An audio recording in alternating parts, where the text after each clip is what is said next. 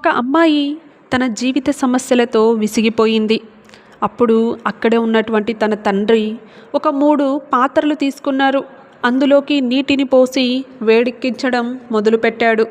ఒక దానిలో బంగాళాదుంపలు, రెండో పాత్రలో కోడిగుడ్లు, ఇంకా మిగిలిన 3వ పాత్రలో కాఫీ పొడిని వేసి బాగా మరిగించసాగాడు. కొంతసేపటి తర్వాత అన్నీ ఉడికిపోయాయి. తండ్రి కూతురిని అడిగాడు, వీటిని చూసిన నువ్వు ఏం గమనించావు అని ప్రశ్నించాడు.